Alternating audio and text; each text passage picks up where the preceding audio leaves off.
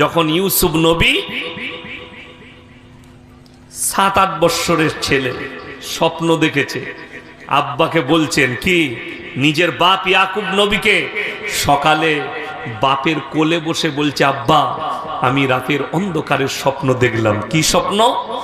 Is ক্বালা ইউসুফু লিআবিহি ইয়া আবাতি ইন্নী রাআইতু আহাদা আশারা কাওকাবা ওয়াশ-শামসা ওয়াল কমারা রাআইতুহুম লি সাজিদিন। ওগো আব্বাজান, আমি স্বপ্ন দেখলাম রাতের অন্ধকারে 11টা নক্ষত্র, চন্দ্র এবং সূর্য আমাকে যেন সিজদা করছে। বলুন সুবহানাল্লাহ। এটা কোরআন, সূরা ইউসুফ। আমি স্বপ্ন দেখলাম 11টা নক্ষত্র, চন্দ্র এবং সূর্য আমাকে যেন সিজদা করছে। ইয়াকুব নবী বুঝতে পারলেন আমার এই সন্তান কোনো সাধারণ ছেলে নয়, এটা পয়গম্বরদের নিশানি। আমার এই ছেলেটা মহাপুরুষ হবে, একে আল্লাহ নবুয়ত দান করবে। মহব্বতটা একটু বেড়ে গেল। শয়তান বাকি ভাইদিকে বললে, দেখি না তোর বাপ ইউসুফকে বেশি ভালোবাসছে, তাহলে এক কাজ কর, ওকে তোরা মার্ডার করে দে। শয়তানের চক্রান্ত ভাইদের কাছে।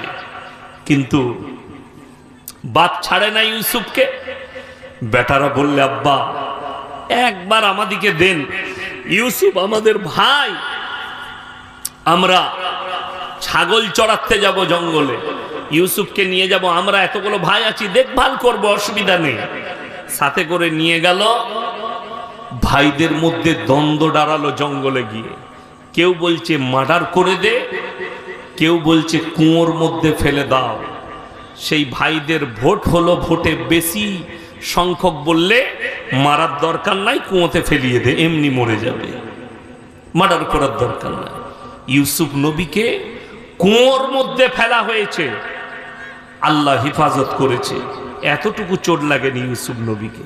কুয়োর মধ্যে, কুয়োতে পানি নেই, ইউসুফ নবী অন্ধকারে। আর তার জামাটা খুলে নিয়েছে। জামাটা খুলে যেমন ভাবে প্রাণী ছিঁড়ে, বাগে ছিঁড়ে, সেইভাবে নুচে ছাগল জবাই করে রক্ত লাগিয়ে নিয়ে চলে এসছে। কার কাছে? বাপের কাছে, ইয়াকুব নবীর কাছে, আব্বাজানের কাছে। সব ভাইরা ইয়াকুব নবীর দরবারে হাজির। আব্বা বিপদ হয়ে গেছে, আমরা খেলা করছিলাম ছুটাছুটি, ইউসুফকে বলেছিলাম আমাদের মালগুলো দেখবি, জামাগুলো। আমরা ঘুরে এসে দেখেছি ইউসুফকে বাগে খেয়ে নিয়েছে, ইউসুফকে বাগে খেয়ে নিয়েছে। ইয়াকুব নবীর হাতে যখন জামাটা দিয়েছে, ইয়াকুব নবী কি বলেছেন জানে?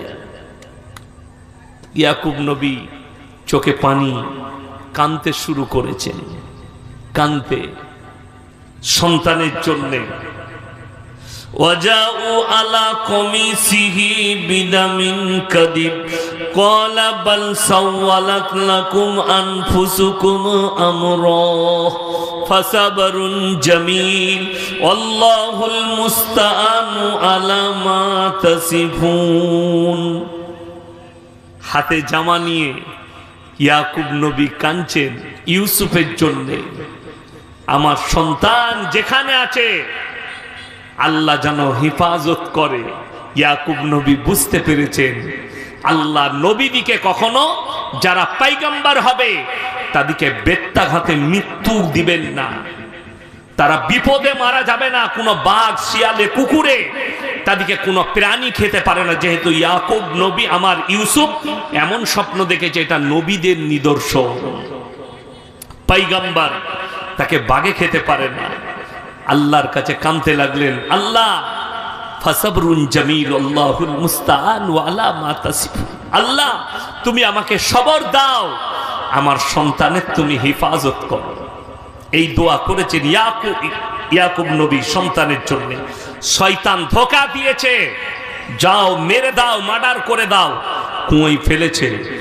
ইউসুফ নবীর ওপরে যদি শয়তান চক্রান্ত করতে পারে, আমার মতো ফুটো মৌলবীকে কি করে শয়তান ছেড়ে দিবে?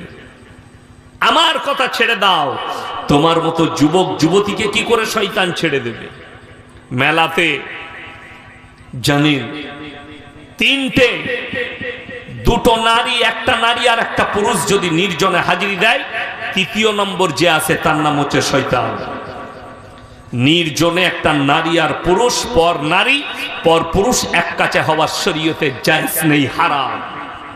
তৃতীয় নম্বর যার এন্ট্রি হবে সে হচ্ছে শয়তান।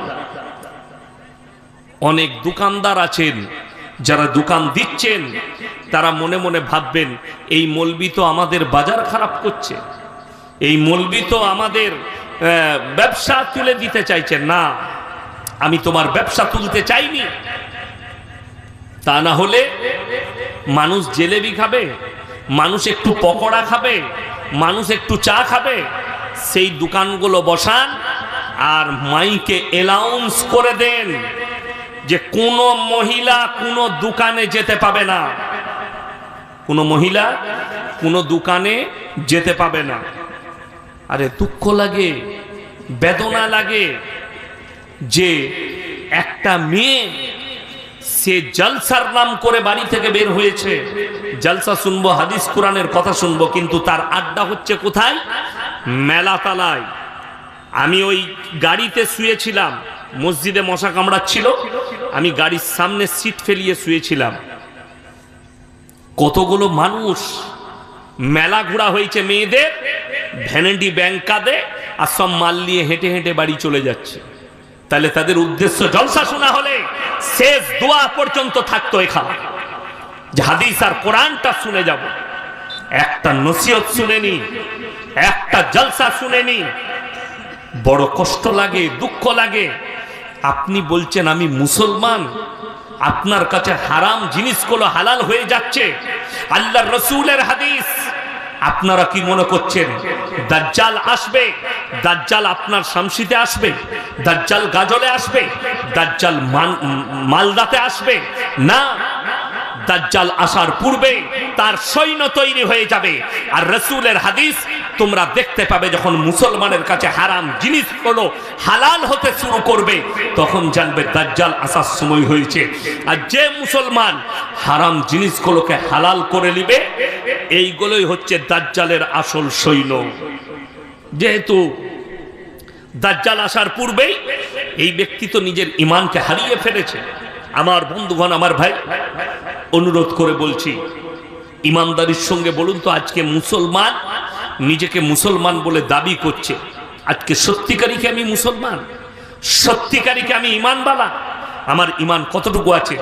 সবাই আত্মসমীক্ষা করবেন। যারা এখানে বসে আছেন, যারা মোবাইলে ফেসবুকে আমাকে গালি দিচ্ছেন, তাদেরকে অন্তর থেকে বললাম, নিজের হৃদয়কে জিজ্ঞেস করো, আমার পরিবার কি? আমার পরিবারে দিন কতটা আছে? আমার পরিবারে ইসলাম কতটা আছে?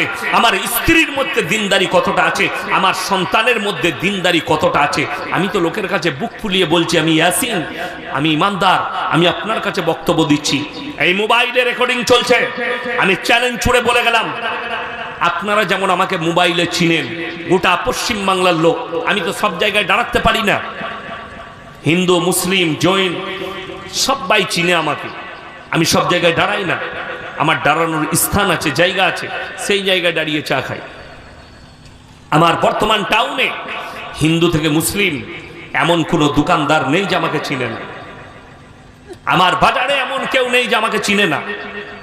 আমি আপনাকে চ্যালেঞ্জ দিয়ে গেলাম, যেদিনে বর্ধমান টাউন যাবেন যান, মিষ্টির দোকানি থেকে কাপড় দোকান, নার্সিংহোম থেকে হসপিটাল, ওষুধ দোকান, জিজ্ঞেস করুন কোন বাপের বেটা যদি প্রমাণ দিতে পারে ইয়াসিন সাহেবের স্ত্রী বোরকা পরে এসে একটা রুমাল কিনেছে, আমি জুতোর মালা পরে যাব আপনার এখান থেকে। আল্লাহর কৃপায় বলে গেলাম, চ্যালেঞ্জ ছুড়ে পাবেন না। আমার স্ত্রী বাজারে যাওয়া লাগে না, আমি তো সারা রাত থাকি না, বাড়িতে সময় দিতে পারি না। তাহলে আমার স্ত্রীর কি জায়গাগুলো পূরণ করি না, তার জরুরতগুলো পূরণ করি না? যদি এটা বিশ্বাস না হয়, আমি যে কোনো ব্যক্তি যার সন্দেহ আছে তাকে দাওয়াত দিলাম, আপনি আমার গাড়িতে চেপে চলুন, আপনার স্ত্রীকে নিয়ে চলুন, মালদায় চাপবেন, একবারই নামবেন বর্ধমান টাউনে, আমি গাড়ি পাঠিয়ে দেবো আপনাকে আনতে আপনার স্ত্রীকে। আপনার স্ত্রী আমার স্ত্রীর কাছে 3 দিন থাক, 3 দিন মেহমানদারি করবে, আর আপনি আমার মেহমানখানায় আমার সাথে থাকবেন। 3 দিনের ভেতরে আমার স্ত্রী যদি আমার জন্যে একটা এলিগেন দেয়, একটা আমার নামে যদি রিপোর্ট দেয়, আমি সমাজের বুকে আর কথা বলবো না। যেমন কোনো দিনটা গেছে আমি তার প্রয়োজন মিটাইনি, তাকে কষ্ট দিয়েছি, সে তো বাড়ি থেকে বের হয় না, কোথাও যেতে দিই না, এমনকি কোনো বিয়ে বাড়ি পর্যন্ত যেতে পাই না, অর্ডার নেই, যারই বিয়ে হোক যেতে পাবে না, স্ত্রীকে যেতে দিই না। তাকে জিজ্ঞেস করো, তোমাকে তো কোথাও নিয়ে যায় না, যেতে দেয় না, তোমার উপর কি অত্যাচার করে? যদি আমার স্ত্রীকে জিজ্ঞেস করতে যান, আমার স্ত্রী ঝাঁটা করে মারবে দেবে। কেন? নিশ্চয়ই আমি আমার স্ত্রীকে খুশি রাখতে পেরেছি। আমি রাস্তায় বেরিয়ে এলে জিজ্ঞেস করে নিই বাড়িতে কি বাজারের প্রয়োজন আছে, আমি এনে দেবো। আমি আসার সময় সুজাপুরে দাঁড়িয়েছি, যা কিনার কিনে নিয়েছি, বাড়িতে গাড়িতে চাপিয়ে নিয়েছি, ফজরের সময় তার কাছে পৌঁছে যাবে। সে রান্না করুক, আমার আর জরুরত পড়বে না, তার সব মাল আমার গাড়িতে রাখা আছে, আমি ফজরের নামার সময় তাকে ধরিয়ে দেবো, তার কিচেনের কাছে নামিয়ে দেবো, সে ফজরের পরে আর কোনো কিছু লাগবে না। কিন্তু অবাক লাগে, আপনি সারা দিন চায়ের দোকানে আড্ডা মারছেন, কিন্তু বিবিকে আলু পেঁয়াজ সবজিটা কিনে এনে দেন না। গ্রামে দোকান আছে, তুমি গিয়ে কিনে লাও। তোর থেকে বড় নালায়েক আর কে আছে? তার বিবি পরকীয়ায় জড়াবে না, তাকে জড়াবে। রাগ করেন না, ব্রেনে দিলে কথাগুলো নেবেন। আমি চলে যাব সকাল বেলায়, ভাববেন, রাতের বেলায় ভাববেন আমি কি বলে গেলাম। আপনার আত্মাকে সমীক্ষা করুন, দিলকে জিজ্ঞেস করুন, সত্যি কি আমি আমার স্ত্রীকে ইমানদার করতে পেরেছি, মুমিনা করতে পেরেছি, দিনের উপরে প্রতিষ্ঠিত করতে পেরেছি?